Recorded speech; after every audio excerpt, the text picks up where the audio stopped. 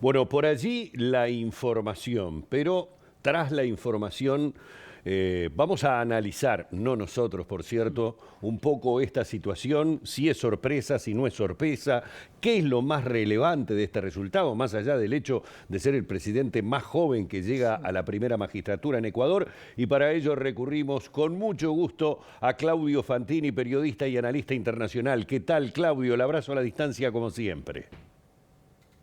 Hola Humberto, hola Valeria, un ¿Cómo gusto andás? saludarlos. Igual. Bueno, ¿qué podemos analizar de esta situación? Lo primero que te preguntaría, Claudio, ¿es una sorpresa este resultado de la manera que se dio? No, la verdad es que incluso cuando quedó el resultado planteado en la primera vuelta, personalmente, y creo que no debo haber sido el único, en mis columnas, en los diarios, en las revistas donde escribo, en las radios en las que hablo, y creo que también acá en este espacio, planteé que ese resultado, el de la primera vuelta, anunciaba o preanunciaba una muy posible derrota o nueva derrota del correísmo, ¿no? El correísmo batió récords con los 3 mandatos de Correa y luego la cuarta elección la ganó el correísmo también con Lenín Moreno. El problema es que Lenín Moreno, que había sido vicepresidente de Correa y su elegido para la candidatura por el llamado Partido de la Revolución Ciudadana, que hoy se llama Movimiento de la Revolución Ciudadana, se dio vuelta cuando entró al Palacio de Carondelet y se convirtió en un adversario acérrimo de Rafael Correa, pero eran 4 elecciones consecutivas las que ganó el correísmo en las urnas, y en las últimas 2 elecciones, contando esta, el correísmo muestra que tiene un techo que no puede superar. En el resultado de la primera vuelta, el que entró al balotaje era el más competitivo y a la vez el tapado en la primera vuelta. De los candidatos opositores al correísmo, Daniel Noboa era el más competitivo y a la vez era un tapado, un desconocido. ¿Cómo puede ser competitivo alguien que hasta ese momento no era conocido por los ecuatorianos, más allá de su apellido y de que su padre, Álvaro Noboa, es un multimillonario de la empresa, dueño de la más grande empresa bananera y que fue candidato 5 veces a la presidencia, perdiendo en todas esas oportunidades? A Daniel personalmente, al hijo de este empresario y 5 veces candidato, no lo conocía nadie, no era una persona conocida, pero siendo el tapado, logra ser el más competitivo de los anticorreístas en el balotaje porque él deslumbró en el debate presidencial.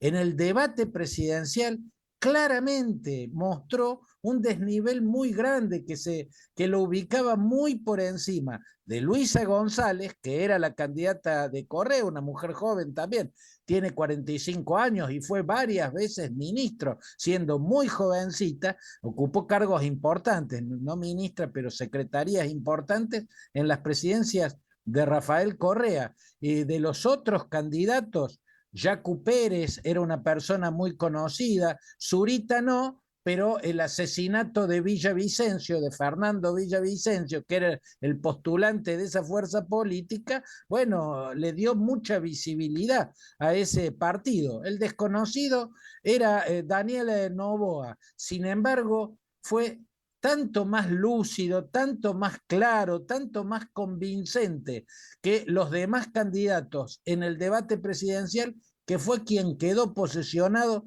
para entrar a la segunda vuelta. Y una vez que entró a la segunda vuelta, ahí planteamos en este espacio y en los otros espacios donde yo escribo que era muy difícil para el correísmo no perder nuevamente esta elección. ¿Por qué? Bueno, por algo que ya se vio en la elección anterior, la elección que ganó Guillermo Lasso. Guillermo Lasso había quedado en un segundo puesto, casi pegadito al tercero, que fue Jacu Pérez, muy lejos del más votado, que era el candidato correísta Andrés Arauz.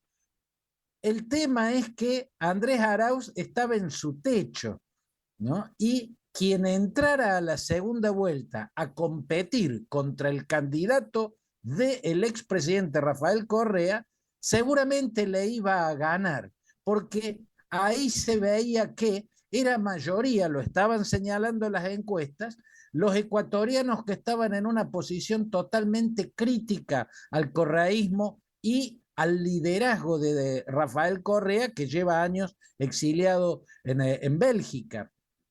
Entonces, en la elección anterior, la que ganó Guillermo Lasso, bueno, ya quedó a la vista que el correísmo tenía, igual que el kirchnerismo en la Argentina, el piso más alto de votantes, pero también el techo más bajo.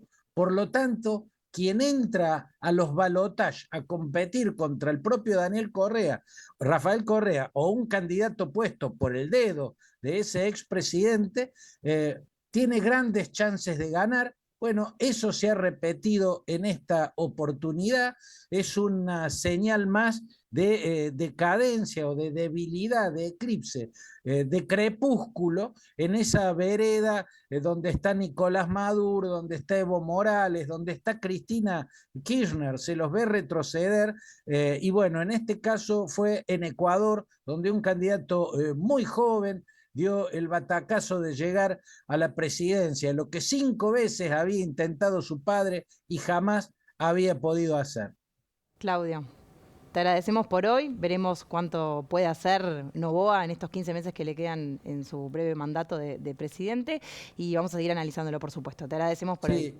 Es muy poco lo que puede hacer Valeria y acá la expectativa es si con 1 año y medio de poder, porque esto es completar el mandato que dejó inconcluso Guillermo Lasso cuando aplicó lo que allá llaman la muerte cruzada, la disolución del Congreso y el punto final a su propia presidencia, que estaba por enfrentar un juicio político. En solo 1 año y medio, ¿podrá el inteligentísimo Daniel Noboa lograr posicionarse para seguir en el poder? Esa es la pregunta, ¿vale? Bueno, la dejamos para otro día y la contestamos, si te parece.